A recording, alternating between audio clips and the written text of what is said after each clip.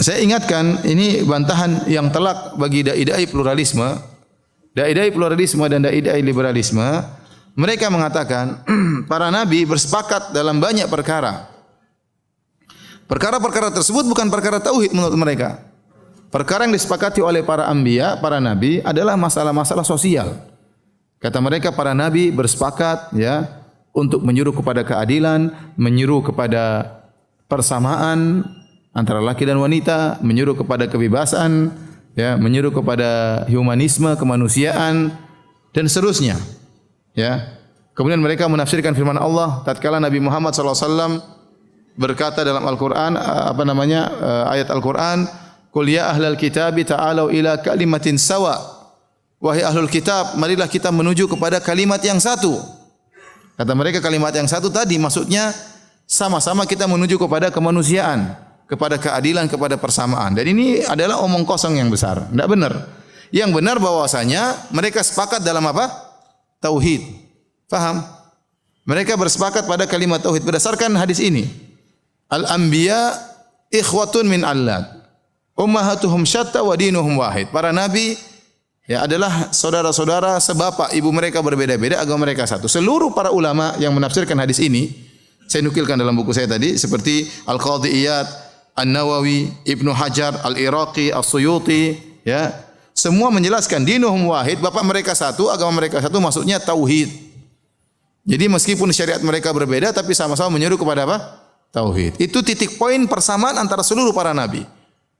Memang sama seluruh para nabi juga menyeru kepada keadilan, juga menyeru kepada keadilan, kemanusiaan.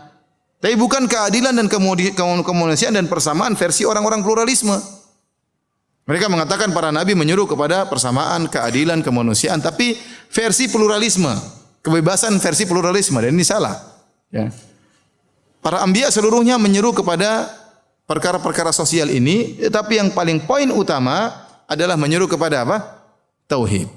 Berdasarkan firman Allah, "Wa laqad ba'atsna fi kulli ummatin rasulan." Sungguh kami telah mengutus pada setiap umat seorang rasul yang menyeru kepada tauhid. Oleh karenanya, tatkala Nur Khalis Majid CS dalam bukunya Fikih Lintas Agama mencoba menafsirkan firman Allah, "Ya ahlal kitab ta'alu ila kalimatin sawa." Wahai ahlul kitab sekalian, marilah menuju kepada satu perkataan yang sama. Kata mereka inilah poin kesamaan. Poin kesamaan maksudnya masalah sosial tadi. Dan ini adalah bentuk pemahaman yang ngawur. Ya. Karena orang-orang liberal itu kalau sudah berdalil dengan ayat, mereka sering putuskan ayat, tidak dilanjutkan. Seperti orang mabuk yang kemudian masuk ke masjid, kemudian melarang-larang orang salat, memaki-maki orang salat dengan berkata, "Ngapain kalian salat?" Karena Allah berfirman, apa? Fawailul lil musallin. Celakalah orang-orang yang salat. Tidak dilanjutkan ayatnya. Padahal selanjutnya alladzina an salatihim apa? Sahun. Itu orang yang lalai dari salat, itu baru celaka. Sama ayat ini, "Qul ya ahlal kitab ta'alu ila kalimatin sawa." Wahai ahlul kitab, marilah kalian menuju kepada perkataan yang sama. Maksudnya apa? Allah lanjutkan, "Alla na'budu illallah." Janganlah kalian menyembah kecuali hanya kepada Allah. Wala nusyrika billahi syai'a wa la yattakhidha ba'duna ba'dhan arbaba min dunillah. Marilah kita menuju kepada perkataan yang sama, yaitu jangan beribadah kecuali kepada Allah, jangan berbuat syirik kepada Allah, dan jangan menjadikan sebagian yang lain sesembahan selain Allah Subhanahu wa taala. Ternyata kalimat sawa, perkataan yang sama antara kita kaum muslimin ahlul kitab, yaitu yang disuruh oleh Nabi sallallahu alaihi wasallam adalah untuk mentauhidkan Allah Subhanahu wa taala. Dan ini dipahami oleh orang musyrikin dahulu. Ayat ini ditulis oleh Nabi sallallahu alaihi wasallam kepada Heraklius.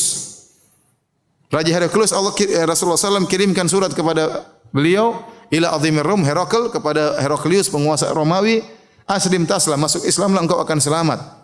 Kalau kau tidak masuk Islam, fa in tawallait fa inna ma 'alaika itsmul arisin.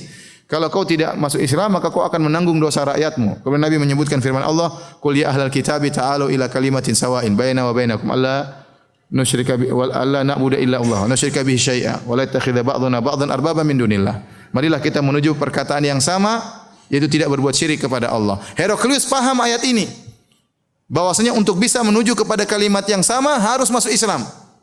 Dan dia tidak mau masuk Islam. Maka sungguh celaka orang-orang liberal yang ternyata Heraklius lebih paham tentang ayat ini daripada mereka yang mengaku Islam. Paham atau tidak? Jadi Heraklius yang Nasrani paham ayat ini. Sementara orang-orang liberal yang KTP-nya Islam tidak paham tentang ayat ini. Ya. Jadi saya ulangi ya, titik poin sama di antara para anbiya seluruhnya adalah menyeru kepada tauhid.